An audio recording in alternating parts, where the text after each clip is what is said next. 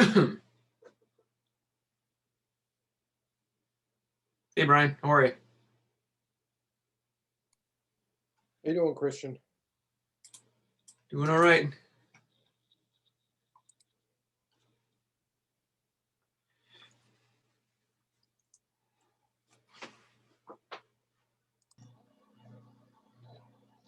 Good evening. How you doing, Joe?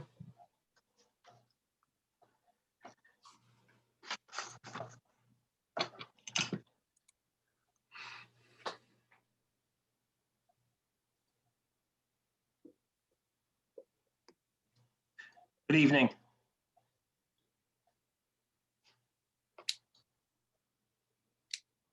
How you doing, Joe? Good. I am going to turn off my camera just for the first 5 minutes or so, and I apologize, but I got home late and I'm just finishing my dinner, so I will be here, and I'll turn my camera back on in a few minutes. That's all right.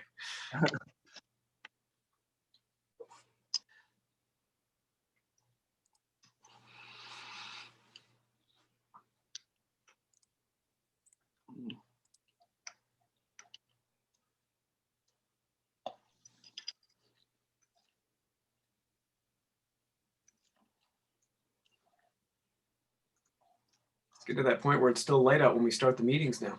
It's weird. Yeah. No, I'm liking it.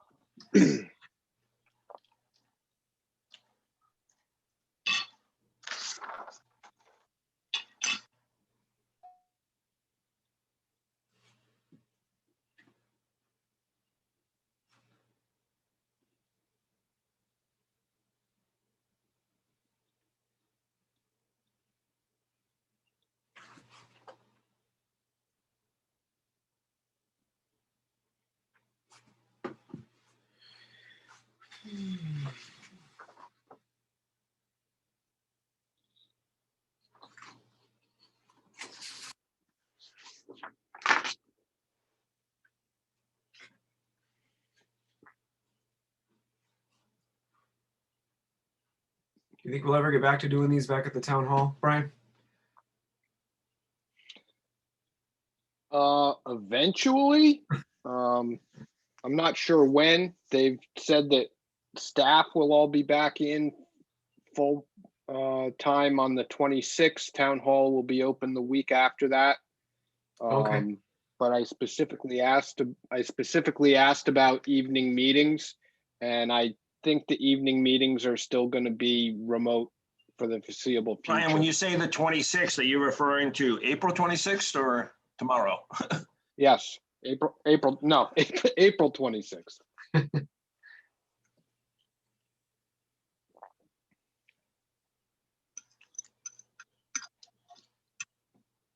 I just caught the last of that. So you were saying that the meetings will probably be virtual, including April 26th?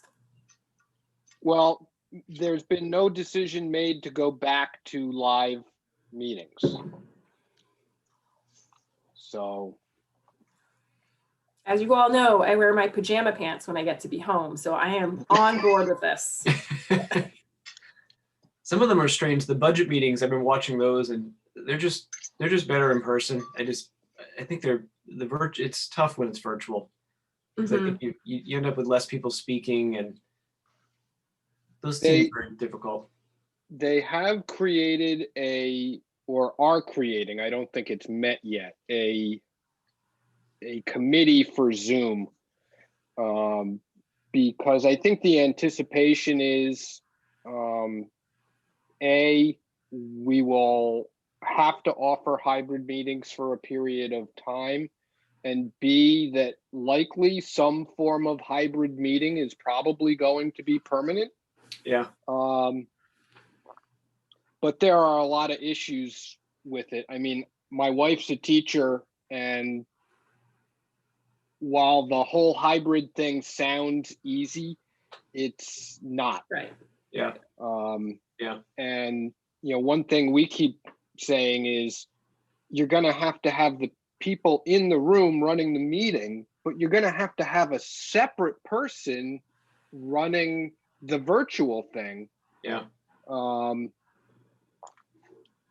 and it's not going to be easy. I don't know how we go back to regular meetings until you can be all in, because what happens if you have a high interest event and you still have to social distance in town hall and you can only put 20 people in council chambers Yeah, and still That's a be good point. socially distanced? maybe we'll be there for next year's budget season. I like your optimism, although it's realism.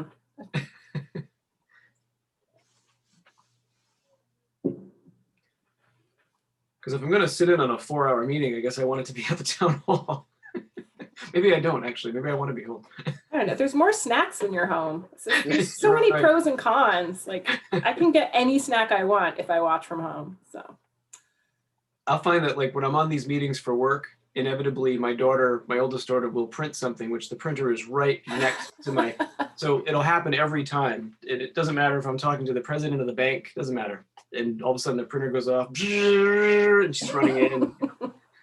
That's good. I think the planning board meetings have been going well, and as a member, I don't feel I'm missing too much on the Zoom meetings, except that I do think that maybe it's a little tougher on the neighboring property owners.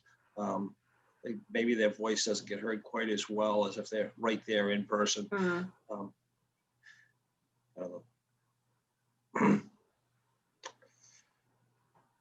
Has anyone heard from Ken?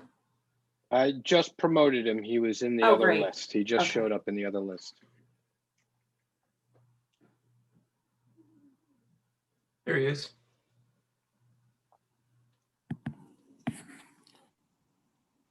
Hello. Hello.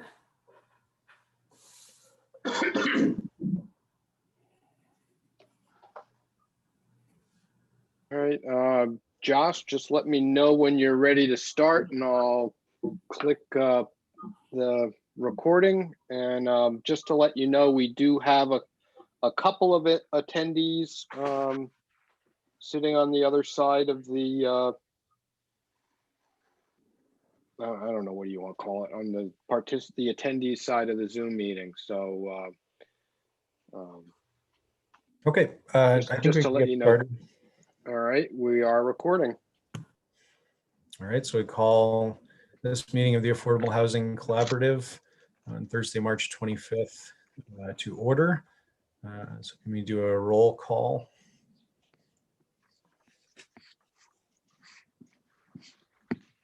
Christian Jen Blaney. Kruger present. Sorry, of course we did it at the same time. Christian, Jen Kruger. Kenny Burke, You're muted, Joe, but we'll acknowledge that you're there. And Brian Wagner for the staff. and Haley. It's the quote of the year. You're on mute.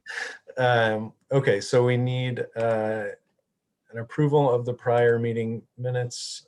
These are the meeting minutes from January 28th. We weren't able to, didn't have a quorum last time. So do I have a motion for approving the minutes from January 28th, 2021? Motion to approve. Okay, and a second. I ask one question, and we probably will get into this in our agenda item, but I'm still trying to wrap my head around exemption abatement. Like I read stuff online to try and get my head to understand the difference, but Brian, maybe you can help me like make it really clear, because in my head I was thinking abatement in the minutes and then it said exemption. So an exemption, let me make sure I don't get this backwards. An exemption means you're being excused from paying a tax. An abatement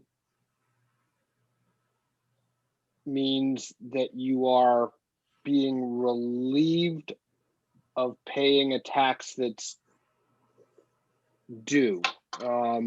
You can create exemptions for various groups of people.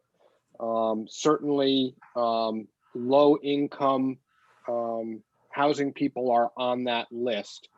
An abatement requires separate approval from the state.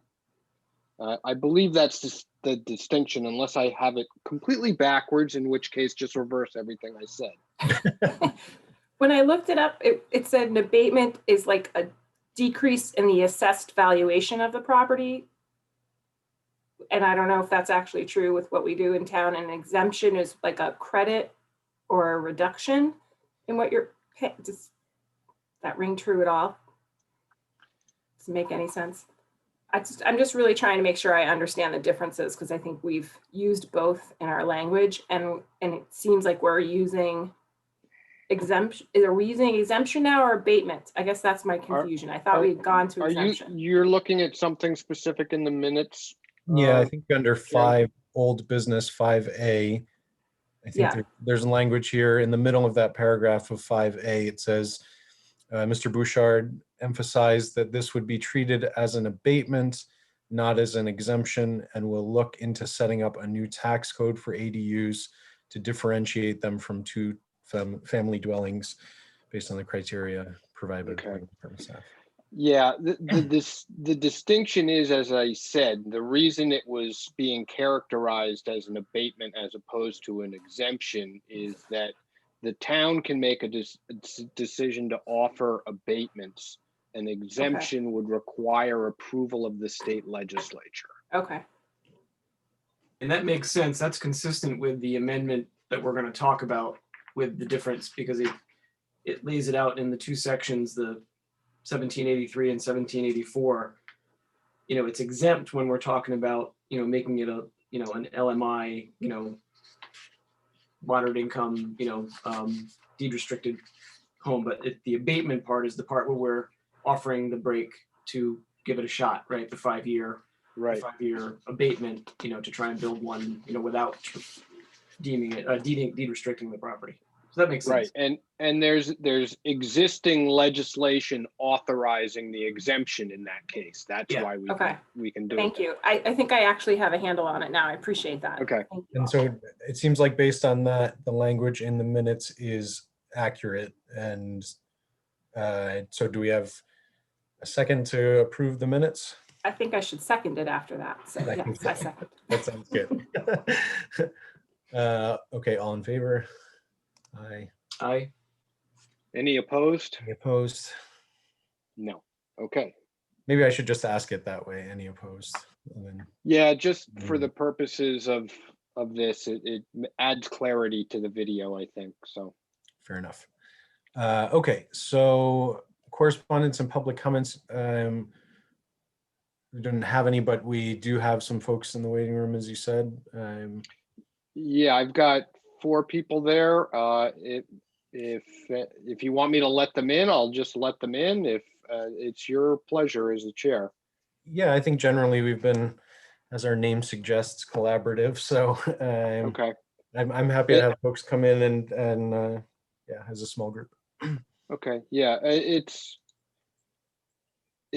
less workable at, say, the planning board meetings where you have 20 or 30 people sitting in the wings, but if we only have a small number, it certainly is workable. Okay. All right, everybody is moved over. So just, we brought everybody in as panelists. Please just keep your mics muted. And the chair will invite comment at any point that it's appropriate. You can always use the raise your hand function at the bottom of your screen if you mouse down to the lower bar. If you have a question, that way we can acknowledge you and get to hear your comments. So, well, I will say, so we're on agenda item 4, and because it does say public comment, I'm open to having anyone of the 4 of you who've joined us, if you want to make any comments or questions now, you'd be welcome to. So this would be general public comment on the issue of affordable housing.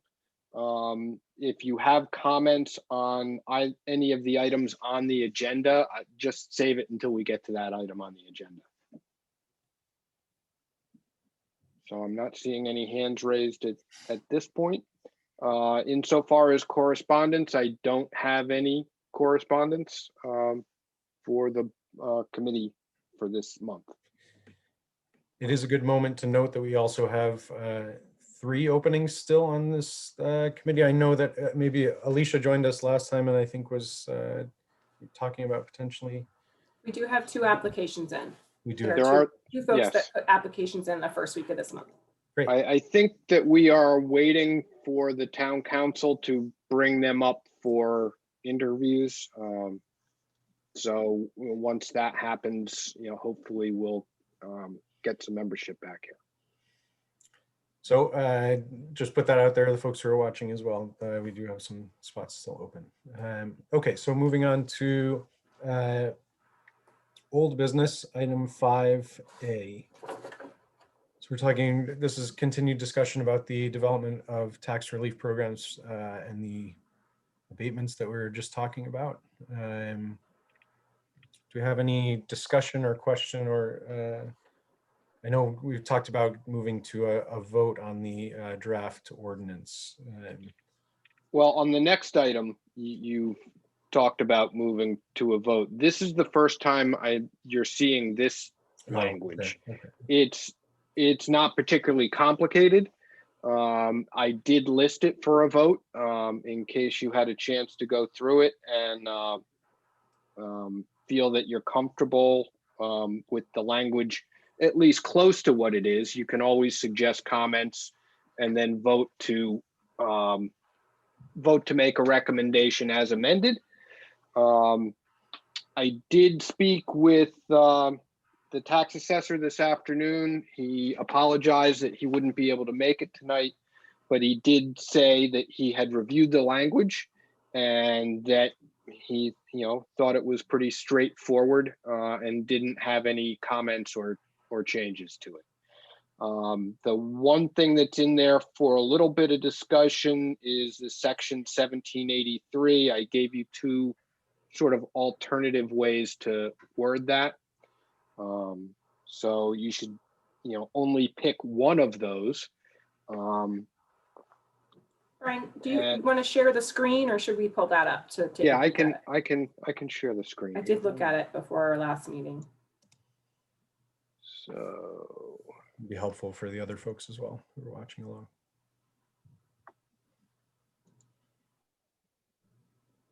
that should be it. Do you have it? Yeah. Yep. So you're talking about down at the bottom there, there's 2 alternatives for section 1783. You scroll down a bit and you can look at those 2 options. Okay.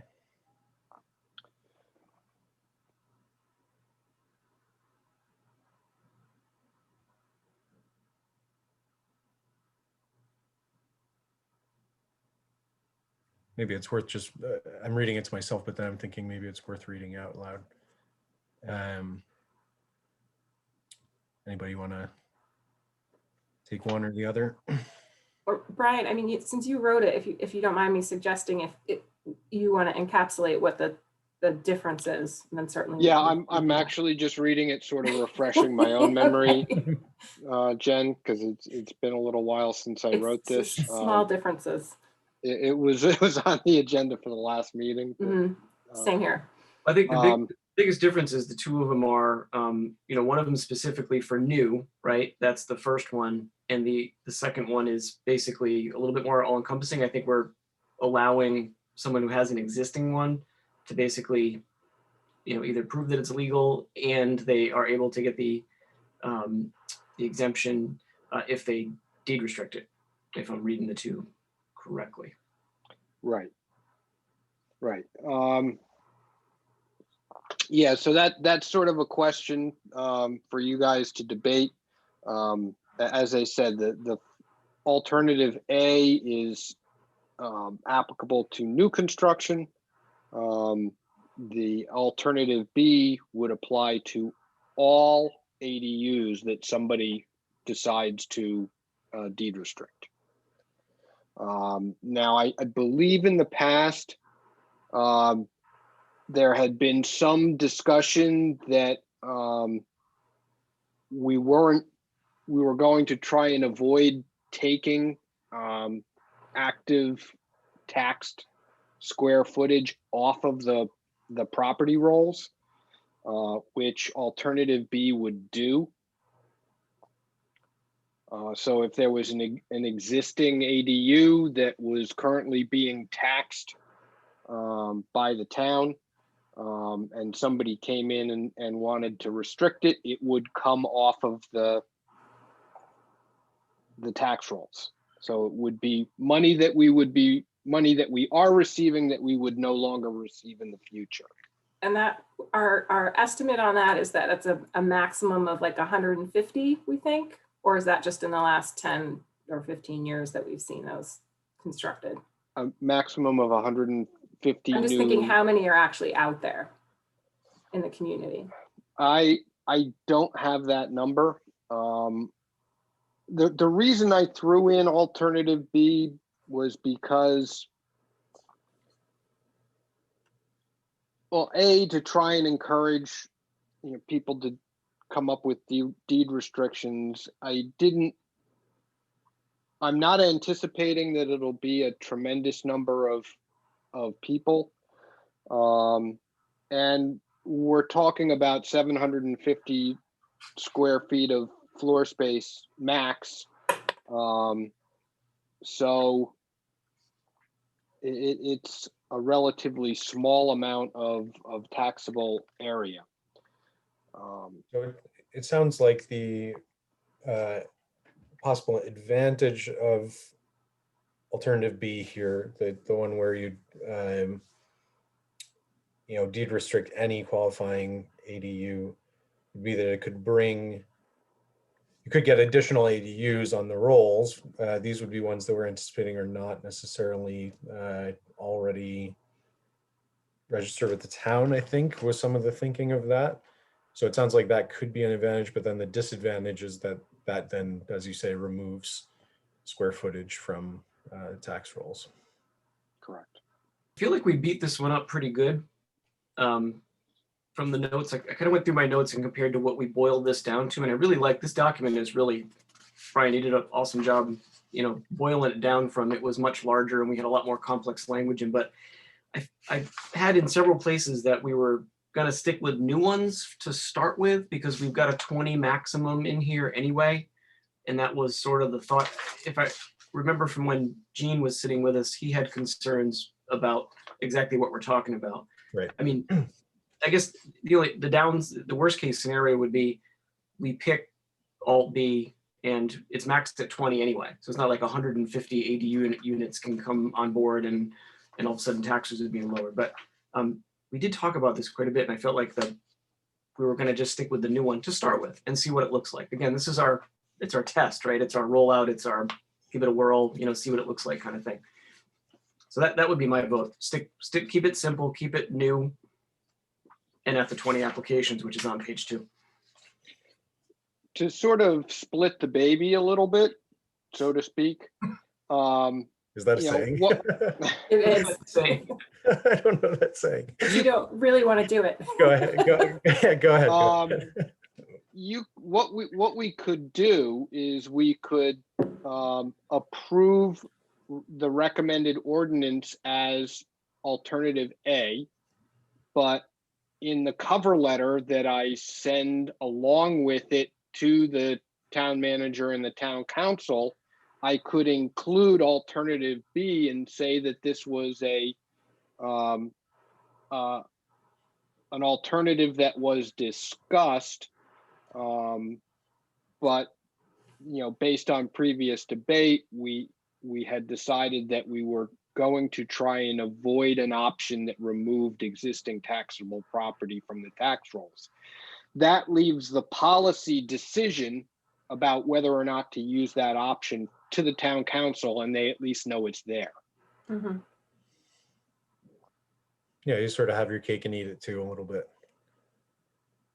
I think Christian I makes, like that better than splitting babies. I think Christian makes a good point too. If we're saying we're going to do a pilot and it's going to be 20 potential units, then really if our intention is to create some more housing, we should probably be leaning in that direction in terms of what our incentive is.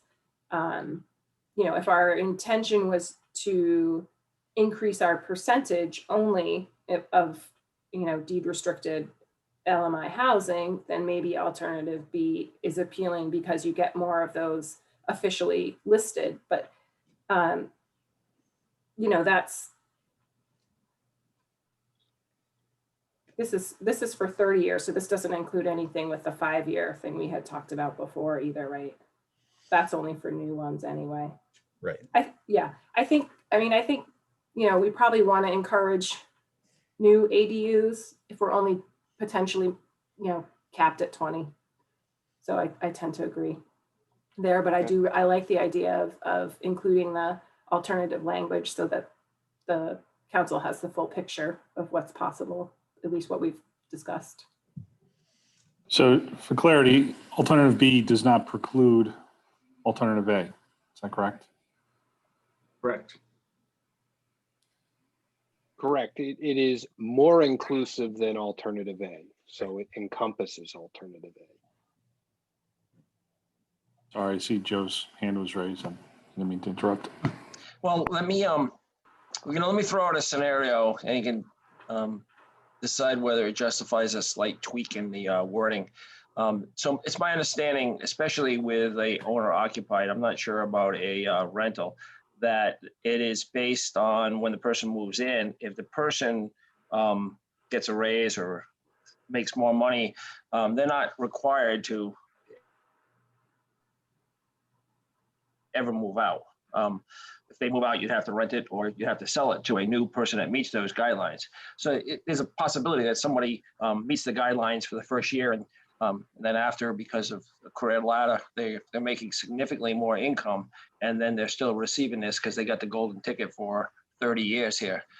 I'm just wondering if that would justify a slight tweak in the language where maybe under the last sentence where it says as long as it remains a deed restricted unit, that it also includes and is occupied by a resident that currently meets the LMI guidelines. So I just throwing that scenario out. I mean, even if you didn't do that, it would still be deed restricted. The town would have one. Although I think it, you know, if somebody has the golden ticket for 1 year and then they get 30 years while still, you know, making significantly higher income, that's not necessarily justifiable to the rest of the residents in the town. So just throwing that out. Well, as a deed restricted property, they're going to have a monitoring agent that's going to check up on any of that and make sure that it is in line with state requirements.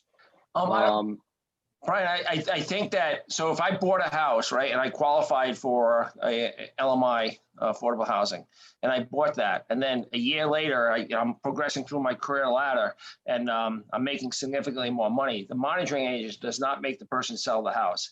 They continue to live there, and then if they ever sell it, then they would have to sell it to a new owner that meets those requirements. I'm not sure on the rental side whether a tenant who moves in is forced to move out or not. To be honest with you, I don't know the details on that either. I don't know if any of the other board members do. I see Alice is in the, or was in the audience. She may know with her involvement with monitoring agents. I'm not sure. I think Alicia from Habitat. No, it wasn't. Oh, it's It not wasn't Alice? Alice Buckley. Oh, No. okay. I don't know, Brian, if it's worth it, that maybe that's something you could just check with Amy Goins on. And I personally would think that scenario is a little unjust, that somebody getting 30 years of tax break because that first year they met the guidelines and they continue to own the house for 29 more years. Maybe significant larger, significant income. Well, I mean, remember, these will only be rentals because as an ADU, it has to be owned by this owner of the principal dwelling. The owner has to live in either the principal dwelling or Or the ADU. ADU for at least 6 months of the year. You know, if you're in a deed restricted ADU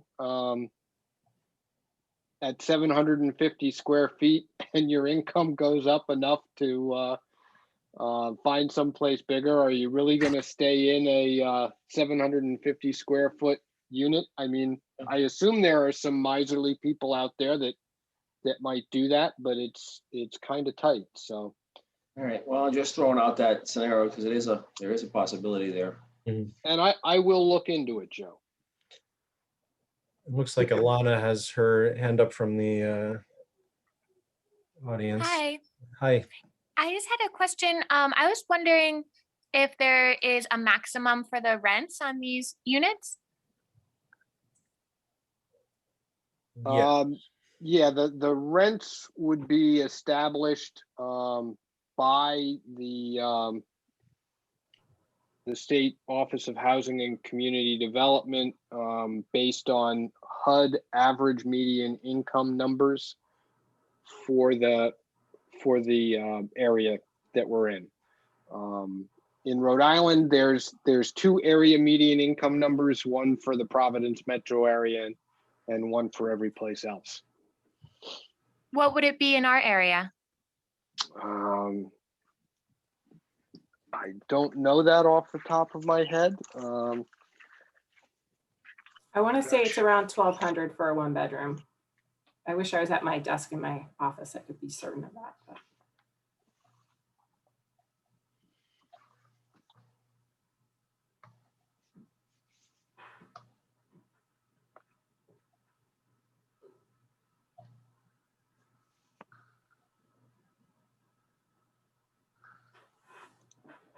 Alana, we could probably look it up and get that answer to you if you want the specific number. I'm not sure that I have it at my fingertips, but it is considered.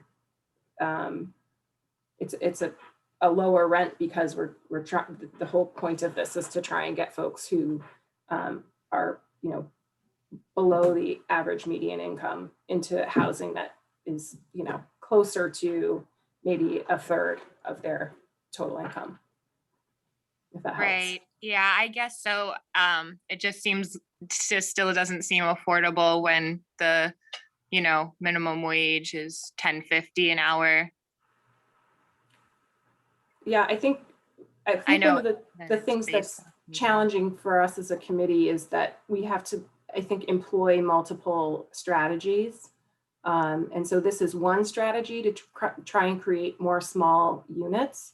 And there's nothing that makes a landlord have to charge the most rents. There's definitely 1-bedrooms in town that are less than that right now. But this is only one way to produce more affordable housing in town, and certainly affordable housing development in general, and having some new construction, or there's a lot of other things that could happen to provide a broader range of rents for folks, and to maybe provide some subsidies that are deeper subsidies than this might provide. But I think our committee in the past has really been talking about what are all the different strategies we can employ, because again, this is a pilot project for 20 potentially new units this year.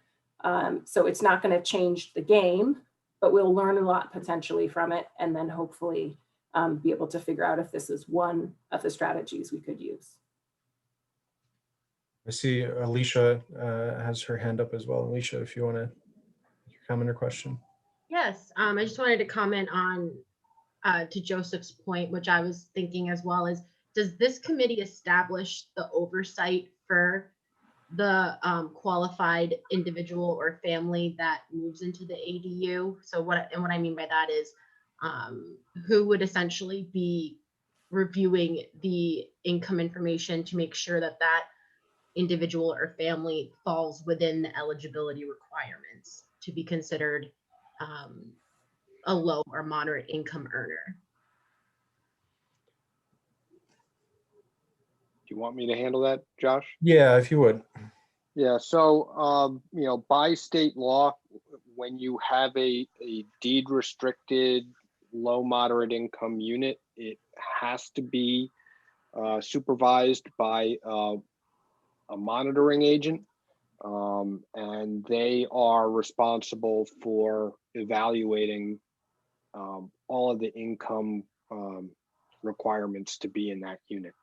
So we wouldn't, as a committee, act as a monitoring body. It would be a monitoring agency that would be put in place to do that. Thank you very much. Great. So on this specific issue of sort of the alternative A versus alternative B, we've got a few different things floating around. I know we're going to look into answering a few questions, but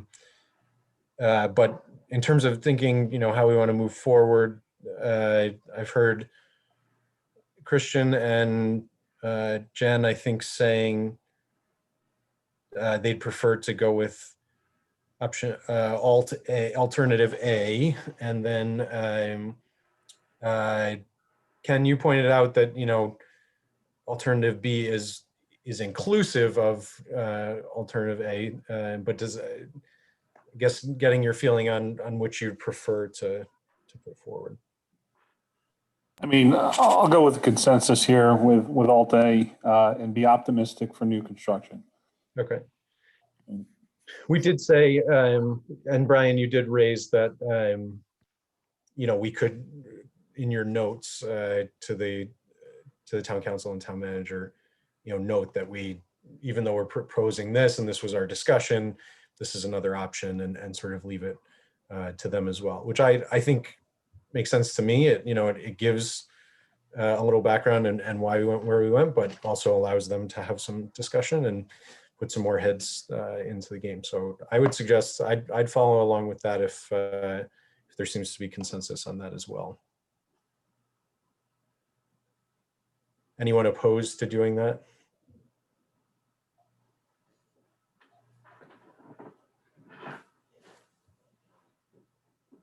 So are we thinking we need a motion on any adjustments to this, or we're gonna look at another draft, or we're gonna vote on this tonight, or push it off, do one more round? So we don't, as I understand, and Brian, you can correct me if I'm wrong on any of this sort of stuff. We have an option to vote on this tonight if we want to. We don't have to. But if we do, we'd have to be clear about, which language we'd be choosing to move forward tonight. So I think there's options. It is on the agenda for a vote, so you are free to vote on it if you like. The motion would need to make it clear whether you are going with Alt A or Alt B, and whether or not there are any other changes to the language that you would want to see incorporated in the final that you are recommending to the council.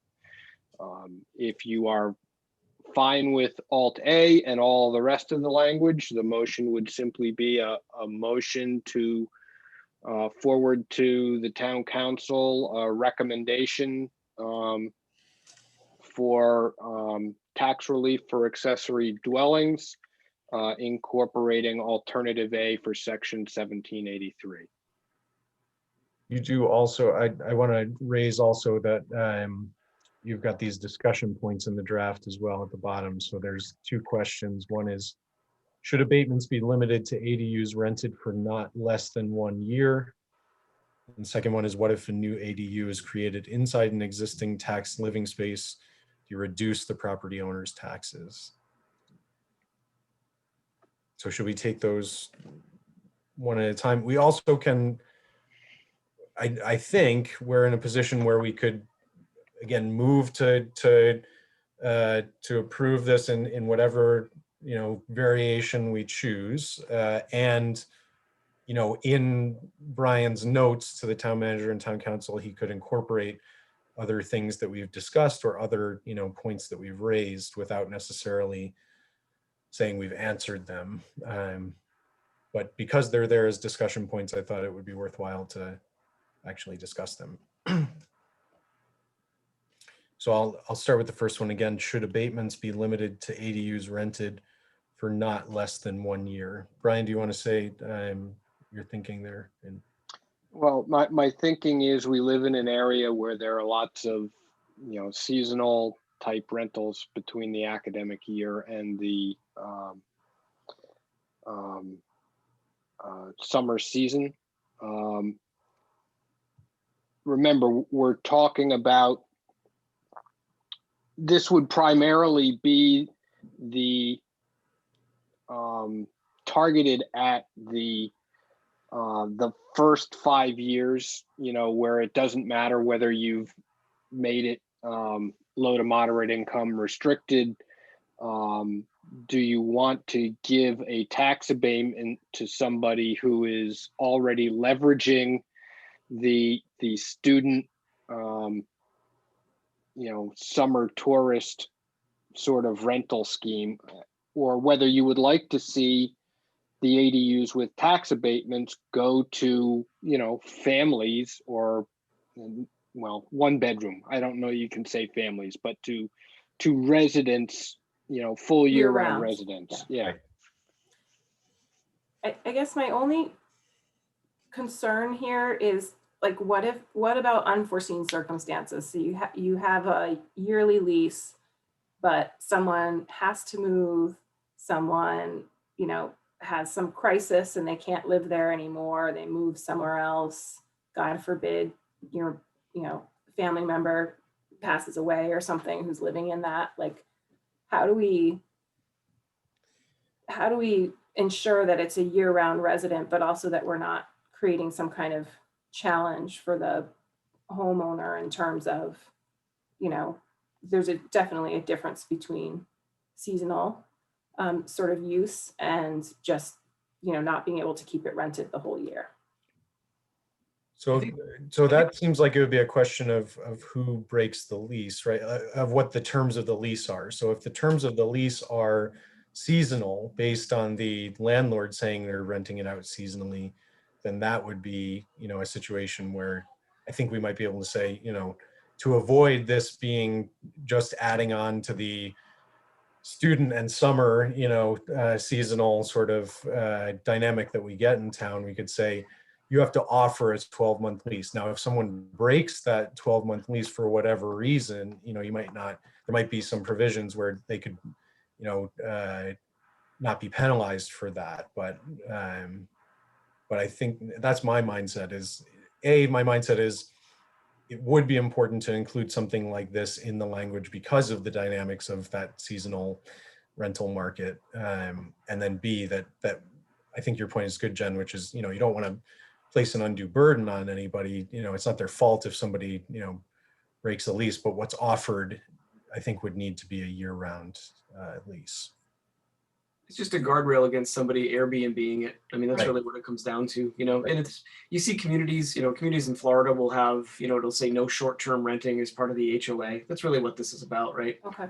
If somebody breaks a lease after a year, it's just the next one will be another annual lease and so on and so forth. So I think it's pretty good. And we did talk about this one quite a bit. I think this one's important for that exact reason, because what we don't want is people to renovate the garage and then Airbnb it for $1,000 a week in the summertime, Right. That's not what Right. this is about. So Yeah, that doesn't help. that one, that seems like a no-brainer to me. And it just gets added as sort of a line item above.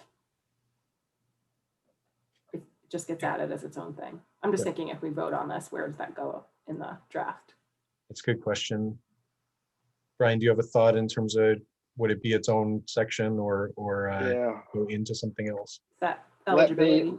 I will work on that while you guys chat. So Okay. It looks like we have a couple of folks who have comments, so I'll go to Isaiah first. Yeah, so I was just wondering, I mean, with regard to some of the points you've made Mhm. about trying to have these properties be more for lower income renters and be more year-round rentals, has there been any consideration of including language to make it illegal for landlords to deny Section 8 vouchers with regard to this type of housing if they're going to be receiving that tax benefit? Because in Rhode Island right now, obviously, you can do that. Um, I Thank you. think we'd have to do that for the whole town. If we were gonna do something like that, it would be beyond, it would be a larger scope than just this one thing. I don't know if anybody else wants to jump in on this. I mean, I think it would be much more beneficial if that was done at the state level, frankly, because that's gonna be more effective all around. But certainly, you know, that's something that I care about, and I think a lot of people on the committee care about. I don't know at this point how we have not yet figured out a way to have an enforcement mechanism in town for that, but we have been discussing it. Right, it's a great question and definitely fits the spirit of the conversations I think we've had too, but it always comes down to that question of what teeth can you put in it, what enforcement can you put on it. Anyone else have comments on that question in particular? The Section 8 question.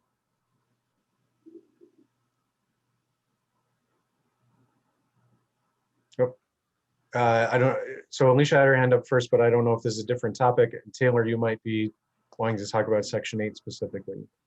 So I think if Taylor, if you're talking about Section 8, then you could say your comment or your question. No, I was just going to say that was a really good point that was brought up and like about the Section 8. I mean, given that you're giving tax exemption, can it be, does it need to follow that whole town ordinance? I mean, this is a very specific, limited thing so I guess, could it be added in this case without, yeah. Without worrying about the rest of the town's, policies around different things. Right. Okay. Anyone else on the committee have any thoughts on the Section 8 question? Or it's a good question. I think it's someone we could give some thought, and maybe Brian, you could give some thought about what language we could adopt or whether we could adopt language in this. I have to admit, I have some reservations for this particular issue because so many folks use this kind of housing for family members. And, are we putting people in a weird position in this particular case if they're not broadly advertising their rental as a rental for the whole town? They're building it for their elderly parent who currently fits the LMI restrictions with a thought that maybe in the future they will rent it as an affordable or not as an affordable, right? That could definitely happen. So while I am very much in favor of not having income discrimination in rentals, I also am concerned that there might be a chilling effect on our pilot if we're going to suggest to people who are building new ADUs that they somehow might be penalized if they put grandma in the ADU instead of someone who's searching for an apartment. And that goes to a point that we've discussed as well, that a piece of what we're doing here is addressed towards affordable housing in the formal, capital A affordable housing, but also, a piece of what we're trying to address in this strategy is also housing affordability more broadly, and also housing availability and getting some, units on the market as well. I think we talked about that. So Alicia, you've had your hand up for a minute. Yes, thank you. To the source of income concern, I do want to note that from a state perspective, that source of income bill has been passed in the House and is now to the Senate for the Senate Committee on Judiciary to be reviewed. So I would suggest that for folks who are in favor of passing that legislation to talk to your state representative for support of that. And then my second comment was, as far as the concern for this type of program and Airbnb, is I don't know if this language could include something to the effect of requiring that the rental of the ADU is for a term longer than 30 days or some type of amount so that it does, for the folks who are doing those short-term rentals, it doesn't fall into that criteria, but maybe creating some minimum rental requirement that this ADU be rented for at least 30 days to be considered affordable for this type of recommendation that you're making. Right. Thank you for both those comments, Alicia. So, I mean, I think the other question to us as a group too is there's two different dynamics there. There's the short-term rental Airbnb thing, that we could put language in to try and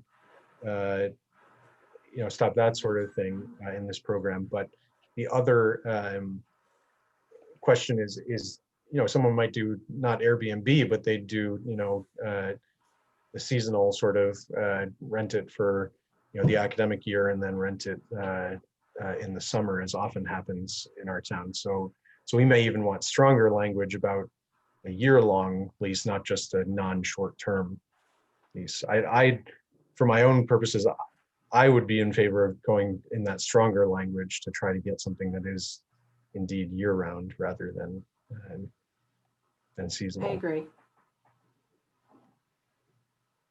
So to answer Jen's question earlier, with that limitation on the rental period, Jen, what I would anticipate doing is adding a paragraph D to section 1786, which is an eligibility and limitation Okay. section, That's where I and thought we it would would go. Right. include that language in there.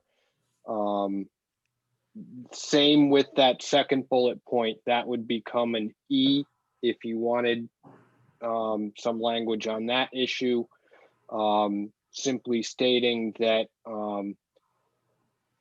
no abatement would be granted for ADUs created out of existing taxed living area. So let's talk about that. I think any other discussion about the term of the rental, seasonal, year-round, short-term? Any other questions or comments about that from the committee?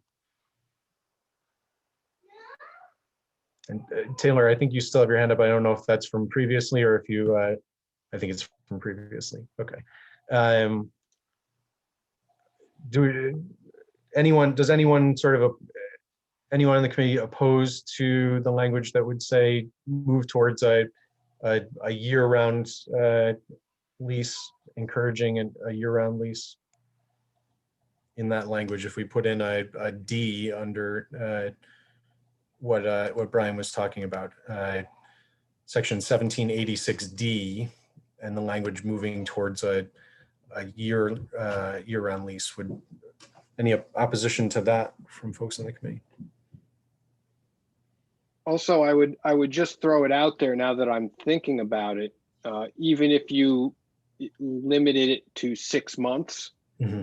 Would that be adequate to break up the seasonal academic circle? Because 6 months is well beyond the 3-month tourist season. So you would sort of throw it out of that cycle, even with 6 months. I think you open it up to other types of short-term rental, like URI rental and that sort of stuff. I know they're going to be small. Snowbirds. Yeah. Why don't we just keep it a year? Keep it simple. Okay. I'm inclined to a year myself. I think that just keeps it pretty simple and pretty straightforward for the test, And then we can find out, if what we find out in the test is that, people would like something more flexible, and it was six months is attractive, we could always adjust that. But yeah, I'm inclined the same way. Okay. Now, if we wanted to, this is getting into process stuff. If we wanted to try to still vote on this tonight, we'd have to, actually have that language hammered out tonight, to be able to pass this along. Is that true? No, I think you've given me, sufficient directive. It's not, rocket science to incorporate that one sentence in there. Okay. So I understand your instructions to incorporate a section D. restricting it to ADUs that are rented at least for a 12-month period. And then the second discussion point is a potential point E under 1786 eligibility and limitations. So what if a new ADU is created inside existing taxed living space? Do we reduce the property owner's taxes? Any questions or comments about that from the committee? Well, I think we chatted with that with Gene quite a bit, and Gene was obviously concerned about it and against it. And I think we talked a little bit about that. Seems like that would be a little bit of an outlier of a case that might actually happen, because if you're doing space over a garage, that's probably not taxable living space. If you're doing a separate structure, if you're turning a shed into an ADU, even if you're turning a basement apartment, because the basement's not going to be above grade gross, correct? So it's not going to be taxed either. I mean, I think we just keep it simple and say no, and add that line in as 17.86E. If it's inside of existing space that's already being taxed, your property taxes will not be lowered, and that just keeps it simple. Gene was pretty clear, I thought, about how difficult that would be to pull off, and it seems like that would be, probably the exception, at least based on what he was saying. What if they were going to deed restrict the newly created unit, which again is probably a super outlier? But what if, that would be the only time I think that's an incentive, right? We want to still incentivize that. I don't even know that it could happen. It's hard for me to imagine that you would have a little space in your house to turn your single family house into a smaller single family and an apartment. But I have a house where I can envision that in the downstairs in a split level, where you might have to do some building to make that happen and make sure it stayed under the 750. But that's, I guess, the question, right? If we do that, then we are not incentivizing making a single family home on its current foundation into 2 units. And are we okay with that? Because we're going to incentivize only the ones that are either a bump out or a separately constructed, as opposed to something that's on the footprint of the current structure. I'm conflicted. No, I hear what you're saying. I do agree that it probably is a rare case that someone would both create a 750 square foot unit in their existing space and then decide to also deed restrict that. I feel like that I'd be surprised. That would be, in my mind, quite an outlier, but I understand your intent, which is, if somebody did want to do that, we wouldn't want to, disincentivize that, or we certainly want to incentivize that if we can. I'd be for keeping it simple for the pilot. Again, I keep saying that, but let's keep it as simple. And if that becomes, we find out that that's a concern, or if that there's more than, it's not an outlier. It's a, Okay. It's a situation where a lot of people are coming and saying, oh geez, we would have loved to have done this, but here's what we were trying to do. We can change it, right? And what concerns me too is a lot of that conversation with Gene. I feel like he was saying there was some pretty severe complications with even pulling that off on the tax side, if I'm not mistaken. And I think we saw smoke coming out of his ears. Yeah, okay. But Yes, I recall remember that. Yes. and that was, I think that was a little bit enlightening to listen to that part of it from him. So I think we just keep it simple by saying that we don't do it for now, and just to see what happens, And so that would be E, ineligibility, Joe most likely. or Kenny, do you have questions or comments about that? Good. Okay, sounds like all good. So Christian sort of articulated that well in terms of the directive. Now I think maybe we're getting to a place where someone could be brave enough to try to bring this to a motion. Can I make a motion And to? summarize, yes, and summarize all the things that we've said thus far. I'd like to make a motion for us to vote to adopt or whatever, based on the discussion of including on 1783, including the language from Alt A, right, and not Alt B. Okay.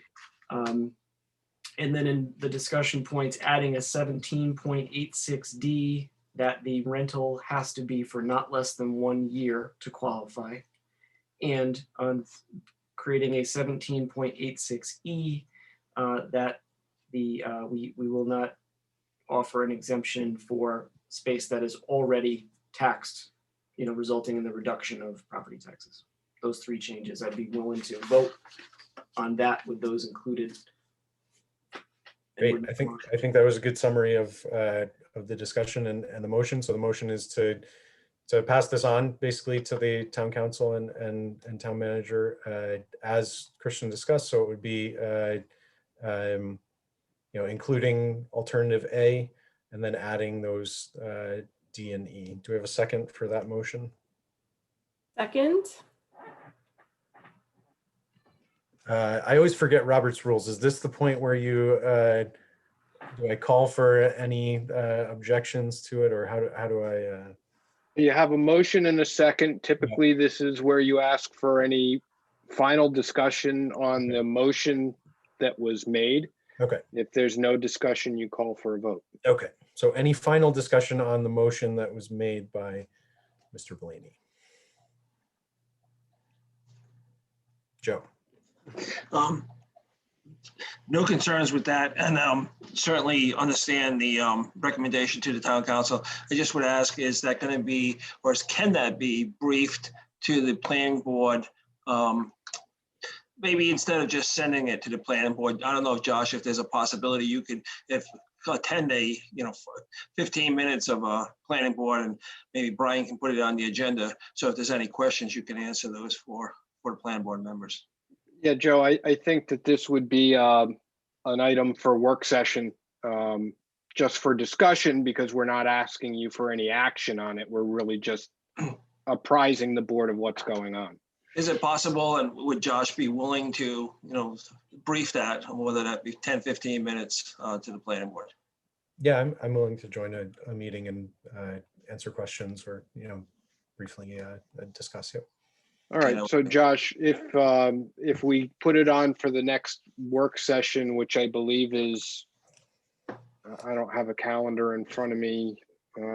It's either April 11th or the 13th. Okay. Yeah, I don't have it in front of me as well either. It's April 13th, Tuesday, April 13th. So I'll make sure you get an agenda and an invite for the meeting, Josh. Okay. Now that wouldn't change, what we're doing right now. The motion is to pass this along to the town council and town manager. Correct. And this would just be a Informational to the planning board as well.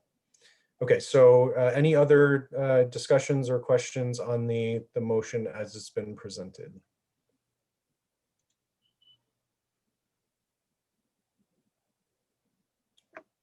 Okay, hearing none, I would call for a vote. Now, do we need to do like a roll call vote, or do we? Yeah, I would do a roll call vote. Okay. So I'll just call the roll. Christian Blaney, Yes. Jen Kruger, Aye. Ken Burke, Yes. Josh Daly. Yes. Okay, so we have unanimous approval. All right. I feel like I want to clap or something. Yeah, really. I know. Where's the champagne? That For was the audience, policy work is hard. We've been talking about this for a while, so yay. Okay, indeed. All right. So I will be putting the planning board session on my calendar when you send that to me, Brian. And then we are now moving to agenda item 5B, proposed changes to Affordable Housing Fund Ordinance. We also have a possible vote on this. So this is continued discussion regarding draft amendments to the Affordable Housing Trust Fund Ordinance. So this is the language that we have been working on for quite a while and that you've seen multiple times. What I'm presenting here is exactly the way it would go to the town clerk and the town council, except that the colors would be removed. They want everything in black. So Did nothing? Oh, wait a minute. What happened? I don't know what happened to my red line and strikeout. What happened?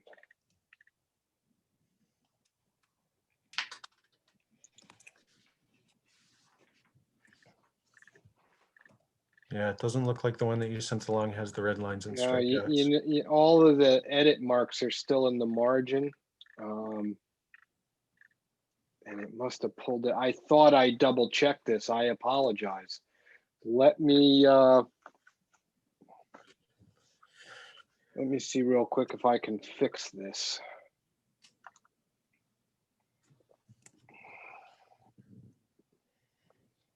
But it's going to take me a few minutes to get a copy of it. So feel I just thought you free were sending to. us a nice cleaned up version. I had my old one and I sort of went through them side by side. And this is good. This is clean. And it's timely too, because in the budget meetings with the town council, you know, they've been talking about the comprehensive plan. They've been talking about, you know, the direction for, you know, affordable housing.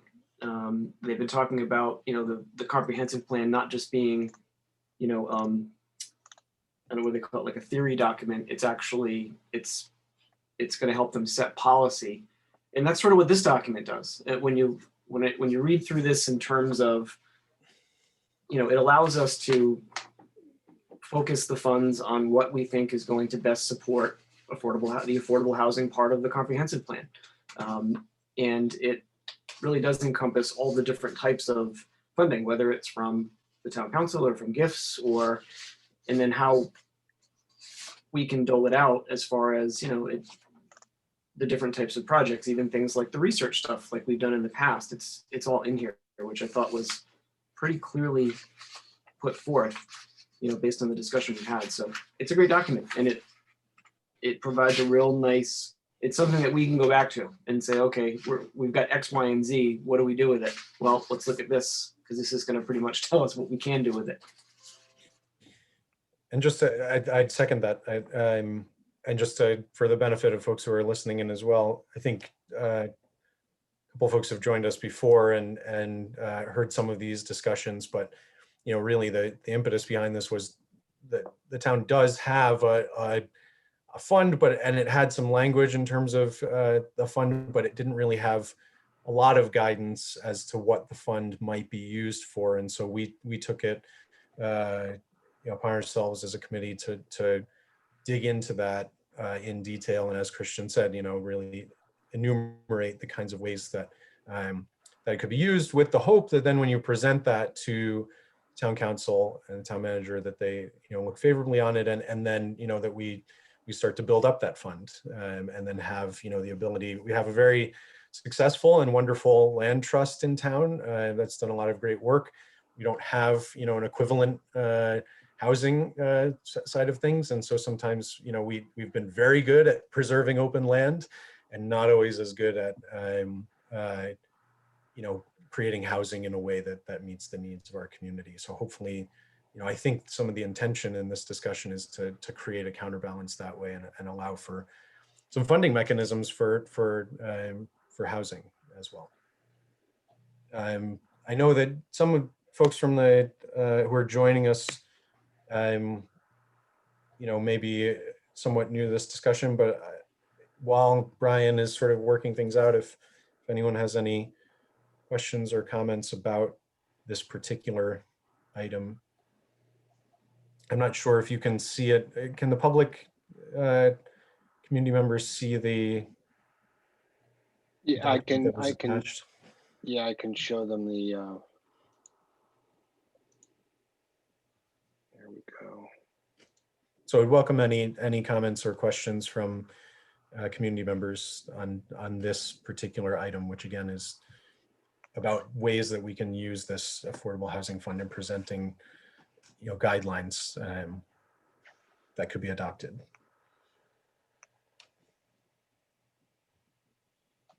I'm just about there. Okay. I'm sorry, I had to go and get this through the town's virtual network and come on.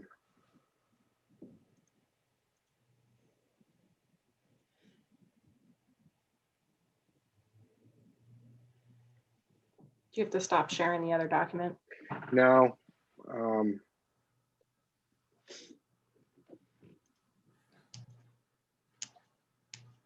As we wait as well, one question I have is, so you mentioned we have 2 applications in for new members. Are those, any of those 2 folks here with us tonight who've applied?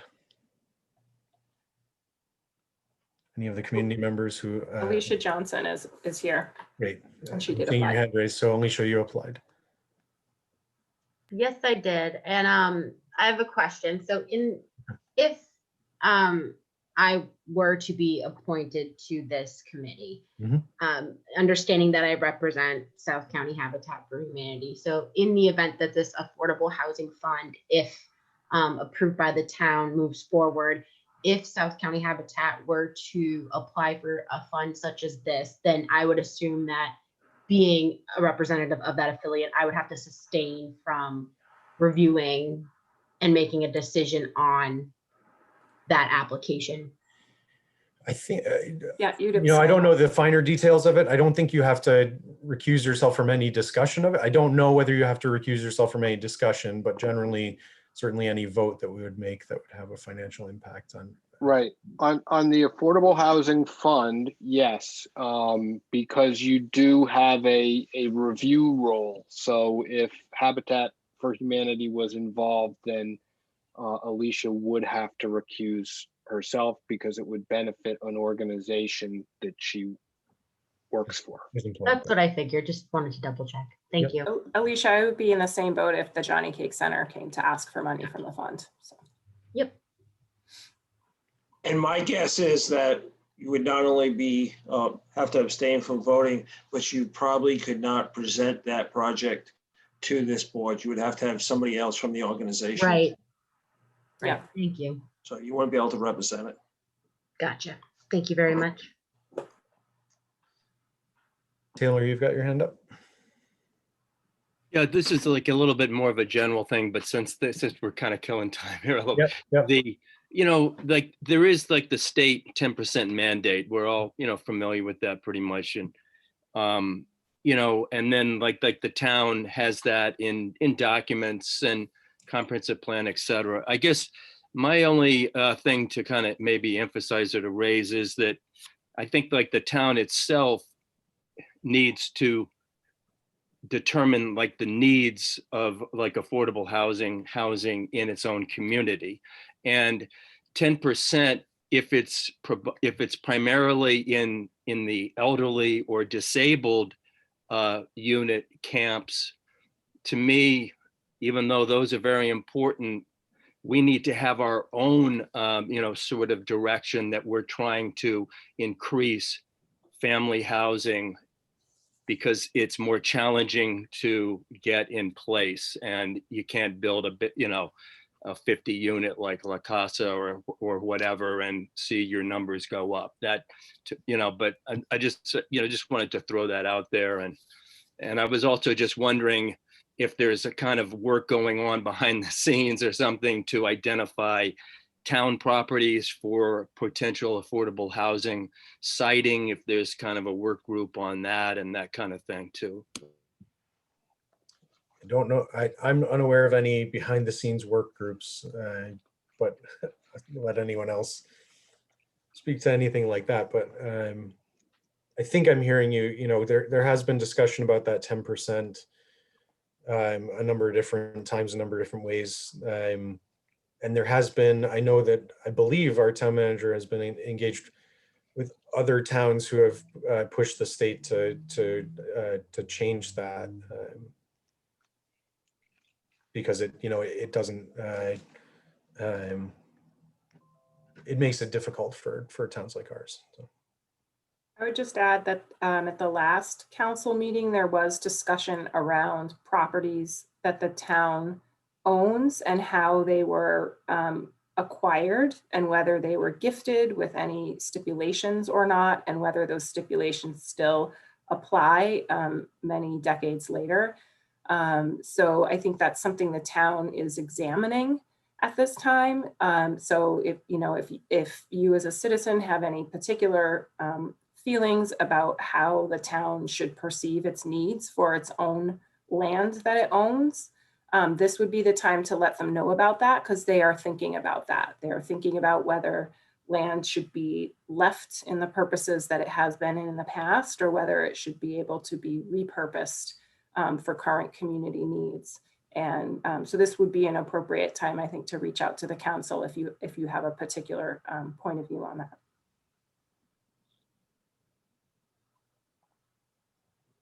All right, I'm hoping that I managed to get myself a copy of this where I can, yes.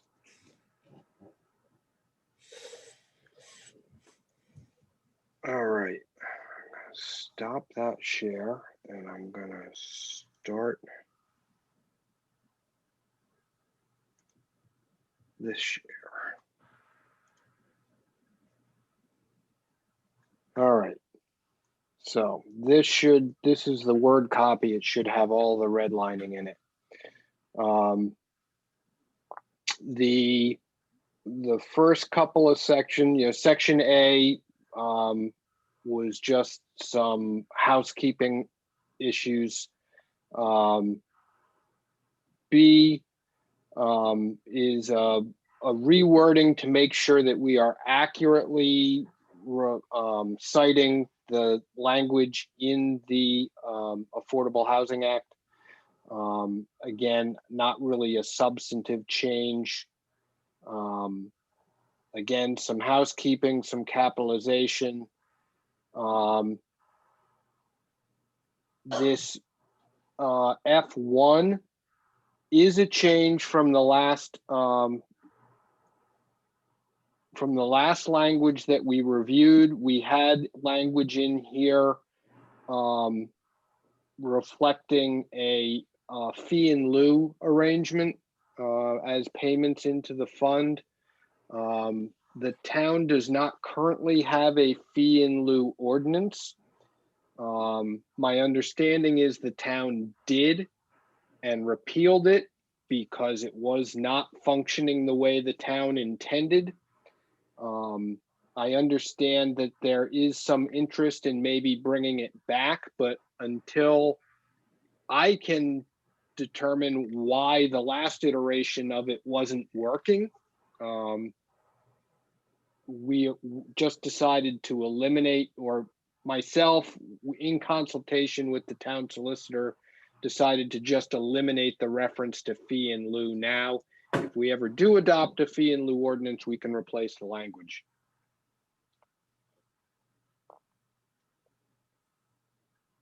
So section G is describing the application process that we're setting up to allow people to apply for money from the Affordable Housing Fund. If this passes, the planning office will have to come up with application forms fitting the description in here in section G in order to allow people to access it. Section H establishes the conditions that the Affordable Housing Collaborative will review applications for. We can't just say that you're going to review applications and not have any criteria against which they are going to be reviewed. If you didn't have any criteria, then there really wouldn't be any basis for denying a project. So you need to have some consistent criteria spelled out so that if something comes through that, just isn't in line with the goals and objectives of the ordinance, you can specify the criteria in here that it did not satisfy.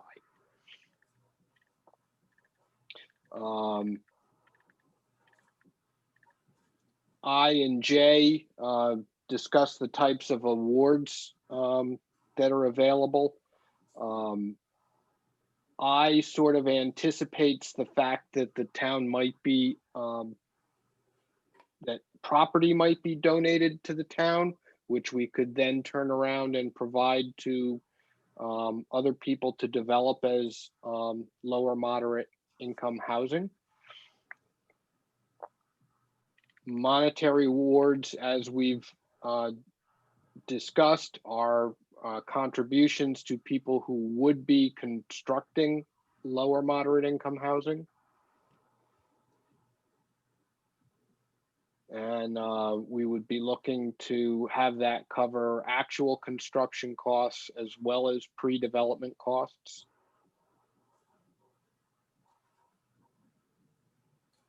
It would also support ADUs.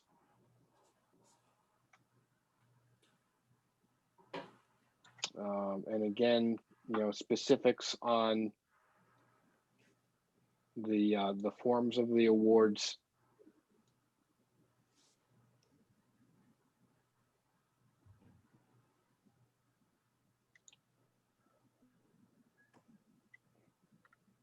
So like I said, the only substantive change that was made here to the language we discussed last time was the removal of the reference to fee in lieu. Brian, I have one question. I think it's in section H. It looks like we're evaluating based on the projects. So H1, the latest town affordable housing production plan, is that still the 2005 version, or is there another version that's more To recent? the that I best of haven't- my knowledge, it's still the 2005 Okay. version. I'm not aware of another one. All right, not to be a total thorn in anyone's side, but is that something that the town should be looking at updating? It's part of the new Probably. comprehensive plan, right? I believe there's a, because when I was reading Is that, I it was considered the thinking of- affordable housing production plan in the comprehensive plan? I guess my question is, should we be referencing the comprehensive plan instead of the affordable housing production plan? Only because the production plan's from 2005. It just gives me pause. Okay. I honestly don't know the answer to that, Jen. So I'll have to make a note. Yeah, it's funny you say that because I was immediately just thinking about the comprehensive plan.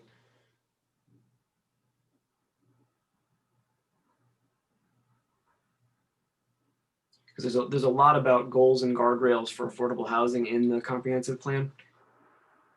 And that might Yeah, be and just a better way to do it.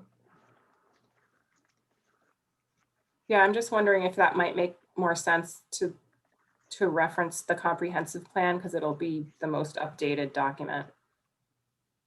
Yeah, and that's going to be the push. I mean, I think that would make some sense. The town's comprehensive plan, just strike affordable housing production plan and put in comprehensive plan, which includes. Or you could say the housing section of the town's comprehensive plan, right? Yeah. Because everything's in the housing section. Consistent. okay. Yeah.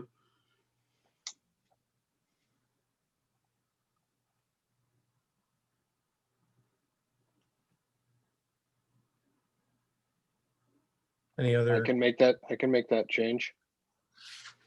any other questions or comments about this document? I know we've gone around with this document for a long time. So any other questions or comments on any of the items, especially any of the items that Brian mentioned that were changed around fee and lieu? I just want to echo, I think it's a great document, and thank you, Brian, for your work on this, because I think it's clear, and it is something that we can use going forward when we're looking at projects and RFPs. And I think it's clear for people who might be applying for funds out of the trust fund. Ken or Joe, do you have any questions or comments about the document? No, just I guess the same request when you're ready to send that to the town council, that you just brief it for informational purposes. May do them both at the same time. Yeah, no, absolutely, Joe. Jen, it almost sounded like you were making a motion of some sort. Were you about to do that maybe? Or- Well, I think we've got a hand raised from Alana. I want to, take that before we move it to motion just yet. Thank you so much. I was just wondering, do you mind saying again what was happening with this document before you started working on it again? So, and anyone else can correct me or add anything to this. So there was established some time ago, and I don't know the history of this, an affordable housing fund, but it sort of had not much to it, and there wasn't much to it in terms of the guidelines for what it would be used for and where funding would come from. And so it was a very bare bones document, and it never really got much traction, and therefore the funds never really got much funding. And so I think, if I'm remembering correctly, some of the discussion was, could we revisit that and try and bring some clarity to add some specifics to the document, in a way of presenting it to the town council to then have a clearer sense of the purpose of the fund, a clearer sense of the types of funding we'd look to get to grow the fund, and then the types of uses of the fund, broadly speaking, but then all the other things that we added in here as well. So that's my best summary, but anyone else who wants to add anything to that, I would welcome it. It's a good summary, Josh. Yeah, thank you. Do you have any questions about that? Or? Yeah, well, I guess that's kind of what I understood. So just kind of fleshing it out and kind of saying where funds are expected to come from is how we're thinking that we will get more funds. Or is there something in here that is like actively seeking funds? The document itself doesn't actively seek funds, but then, I think the thinking behind it was that, if we were, as a affordable housing collaborative committee, to approach anyone to Okay. seek funding, being able to have something that clearly spelled these things out would put us in a better position to go approach the town council or any other sort of body that we'd seek funding from. So the document itself doesn't say explicitly, but the intent behind it was. So it's the very committee, it's the kind of the committee's job to ask for that funding with this document. To some extent. I mean, it's also, anyone in the town could certainly raise that Yeah. to the town council as well, could support that, could raise their questions or concerns or whatever else as well. Okay. But yeah, absolutely. Thank Yeah, you. kind of through a separate process, I guess, but working alongside, there's a request from, I think, this committee to the town manager to the town council relative to a percentage of the land transfer tax being set aside for affordable housing. And when those requests have gone in the past, of course, the question from the town council is, well, we give you this money, what are you going to do with it, and what's the guidelines on it, guideposts. So this document gives them something to clearly, when the town manager or this council asks for that funding from the land transfer, exactly answer those questions. Oh, okay. And currently there is no taxes going into the fund? No, I don't know the No. amount, but no, I do not know the amount. Maybe Brian does, but a certain percentage of the land transfer tax, I believe, goes to the open space fund, and then a certain portion comes to this fund, or is come to this fund. I don't know what the percentage is, but there is money flowing from the real estate transfer tax into the affordable housing fund. That information is available in the 5-year CIP that the town manager, the proposed, assuming they go with the proposed CIP, all of that breakdown is in that document. I don't think they've passed that yet, though. The capital improvement program budget. I'm not sure where the CIP stands.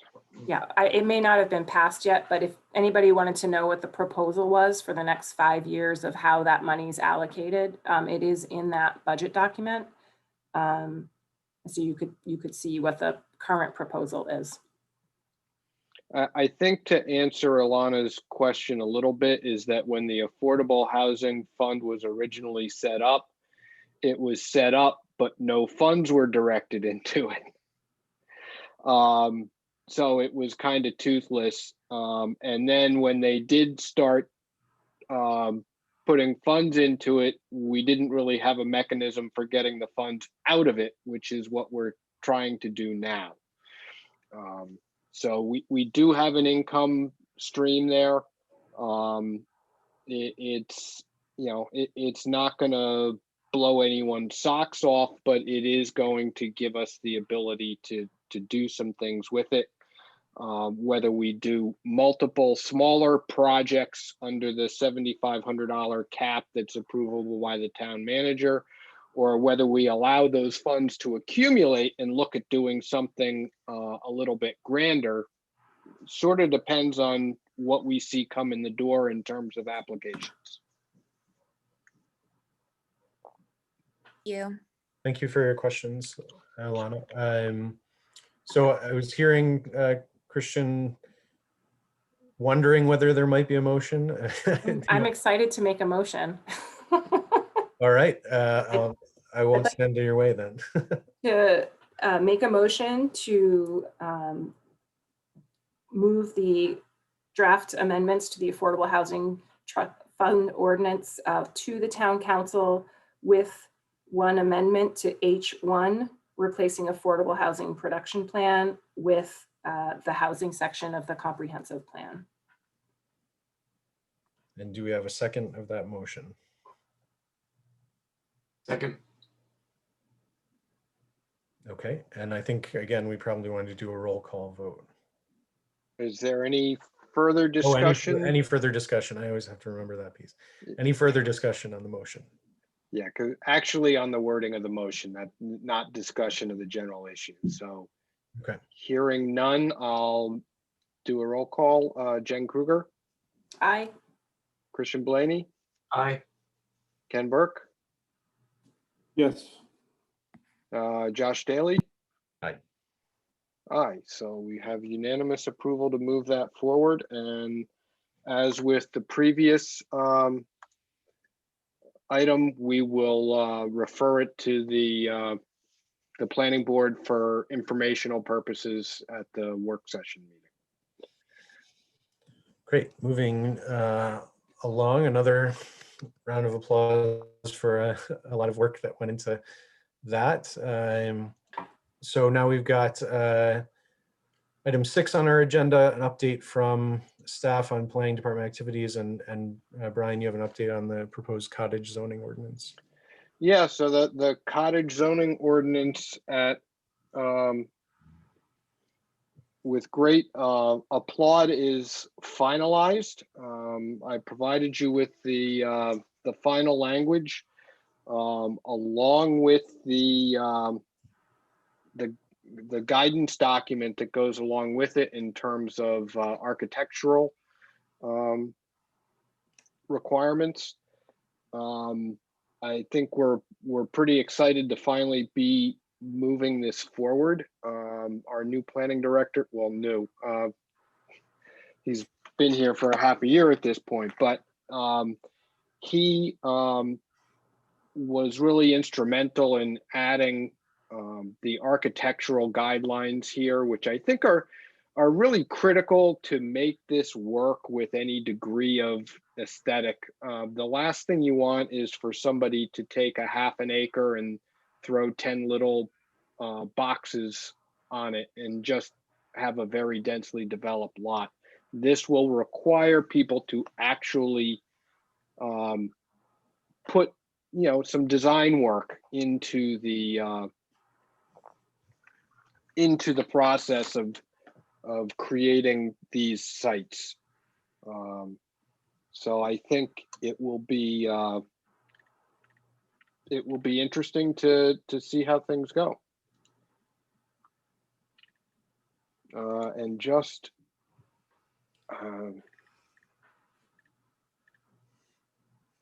so in case any people who are watching are interested, I'll just sort of highlight the design guidelines. So this is what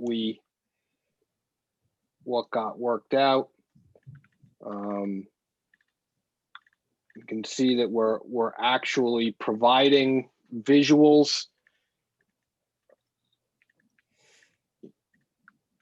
You know, they are going to be small, densely developed cottages, but we're going to require features like porches, gabled roofs, garden areas, transition zones, all things to keep them interesting for the community.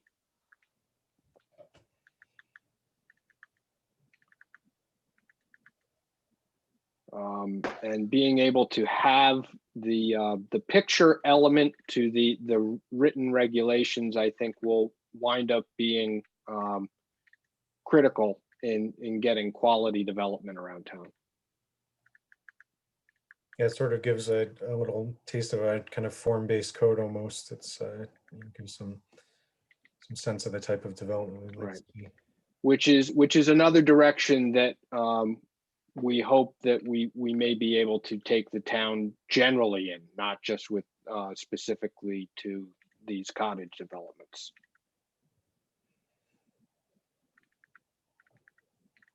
So again, another form of housing that you know, because you know, once you get above 6 units, you have town inclusionary zoning kicking in. So we'll get some capital A deed restricted affordable units, but again, the rest of them will be affordable simply based on scale.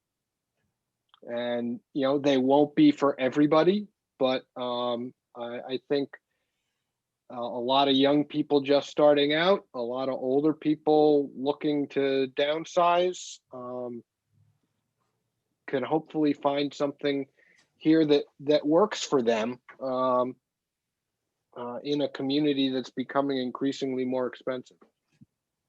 Just to add to that, the density proposed is 8 units per acre. That was the market rate. So with the inclusionary zoning, it would be 10 units per acre, 2 of which would be LMI.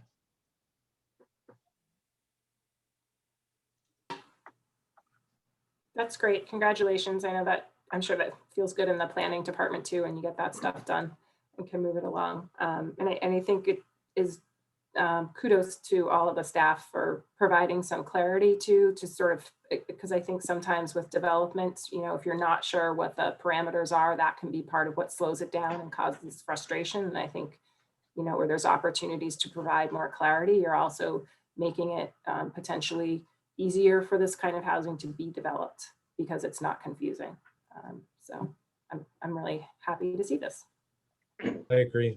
I second the kudos, and I'd say, you know, I appreciate that, you know, this is so in line with a lot of discussions that we've had, and putting some, you know, guidance that goes further down the line of what type of development we you know, want to see in town in a way that hopefully can also dispel, you know, anyone who's gets nervous when they hear the word density or development, you know, and or affordable housing, you know, and think, no, this is actually, you know, this missing middle housing that we've been talking about, you know, this other types of housing, this particular one, you know, cottage zoning is a way that, you know, it can be done that actually, you know, is a lot of times more fitting with what you have in the some of the village areas in town already. So it actually, you know, fits with the character and also achieves, you know, additional housing affordability and some capital A affordable housing as well. So I'd second that. Kudos. Ilana, you have your hand up. Yeah, I was just wondering, thank you. If there's any recommendations on like energy usage? With the cottage zoning, is that the specific? Yes. question? You want me to handle that, John? Yeah, if you would, Brian. Yeah, no, there really wasn't any discussion about energy efficiencies as part of that development, Alana. Okay, thank you. I was just wondering. One thing I will explain, sort of based off of your prior questions about the Affordable Housing Fund, is that these cottage zoning changes are part of a project that was funded by money out of the Affordable Housing Fund. This is the part of the initial sweep of things coming out of that project. The next section of that will address larger missing middle sort of developments, 3, 4, 5, 6 unit buildings, manor houses, walk-up flats, and things like that. And then the final component, we hope, will wind up looking at more mixed use sort of components in the commercial highway district on Old Tower Hill Road, hopefully to promote some new development in that area. So this project is not over, and there are other things coming, looking at other options for affordable housing in town. Any other questions or comments about the cottage zoning specific item?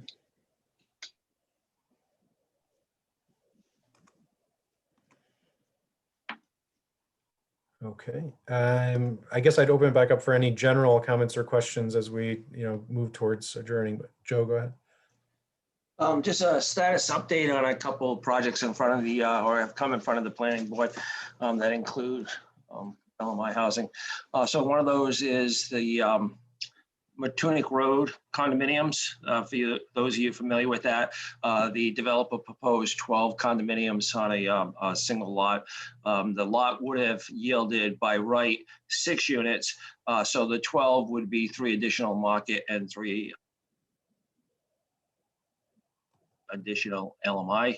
That has gone in front of the planning board and was approved. There was some language that said it was approved to up to 12 units, contingent upon him meeting all the requirements, that there's no negative impacts to safety or the environment. There was some concerns relative to environmental impact. So that's why the wording said up to, but that was a master plan approval by the planning board with those wordings.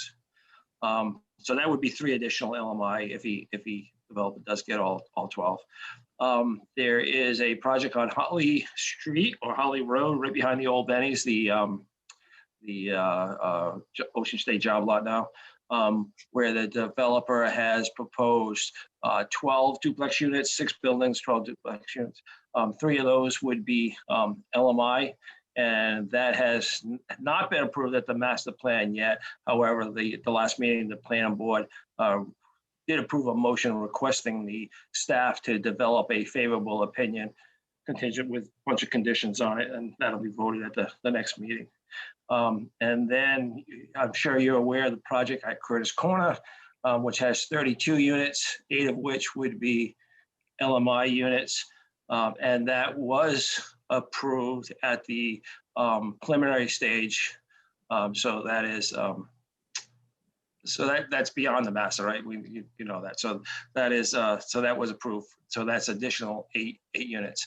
There was some wording placed on there as far as those units had to be within 5% of the square footage of the market rate. So it didn't require to be exactly at the market rate.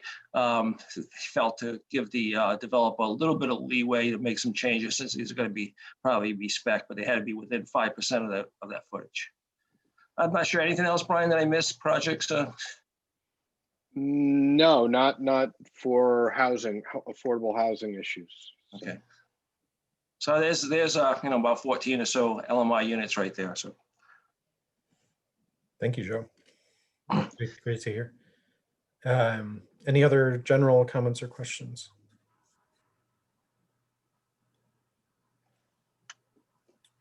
I'll just say again that, I'm glad to hear that we have two folks who have applied to be on. We do have 3 openings at the moment, so hopefully those 2 folks will be approved and we'll have a couple more folks on, but we do have another spot. So we appreciated your presence and input, Taylor, Isaiah, and Ilana. So if any of you are thinking about that, we'd certainly welcome you to apply. So, okay, great. Yeah. Any registered voter in South Kingstown can apply for committees and subcommittees. Any questions from anyone about that? Isaiah, Ilana, or Taylor?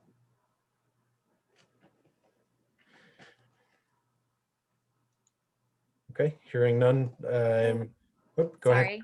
No, go ahead. Just when is is there a deadline to apply by?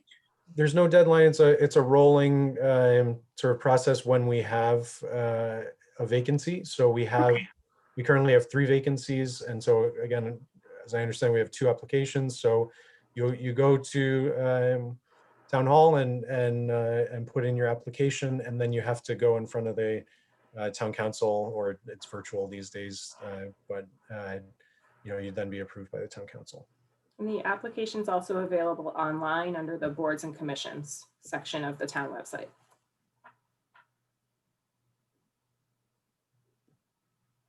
Thank you. Great. Well, I think the next thing is our next meeting is Thursday, April 22nd. Same time, 7 o'clock. Hopefully we may have some new members by that point. But just in case we don't, just want to make sure that does work for everybody, because I think at the moment, until we have those 2 new members, we have to have all of us to have a quorum. So there's no conflicts that anybody has next for April 22nd for folks on the board. Well, we can afford to lose 1. We can't afford to lose 2. Oh, is that what it is? Yeah. Okay. Oh, wait, no. We can't can't afford to afford to lose lose anybody. To be here. My math is That's off, what I sorry. thought. No, that's what I thought. Yeah. Because Joe No is. one can go away for I April can't break. vote. Yeah, Joe, you can come whenever you want to go, whenever you want. That Thank looks you. good. I triple checked. Okay, it sounds like it's good for everybody, and hopefully we will have some other members as well. So I guess I will entertain a motion to adjourn. Good meeting tonight. Felt like progress. Yeah, absolutely. Congrats, folks. This was a So lot of moved. hard work. Okay. Good. Jen moves to adjourn. Do we need I think I heard Christian second. Yeah. Okay, any opposed? Anyone want to stay here longer? Doesn't No, matter, thanks, I'll just everybody. throw you all out. You don't Good have job, to go, everybody. you don't have to go home. Yay! Yet. I know, Yeah, where's the champagne? We're getting stuff done. This is great. it's true. Isaiah, I Congratulations, appreciated your question about Section 8.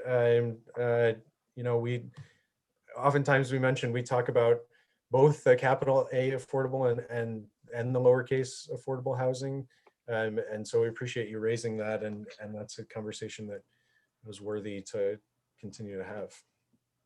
Thank you for listening. Thanks for attending. All right.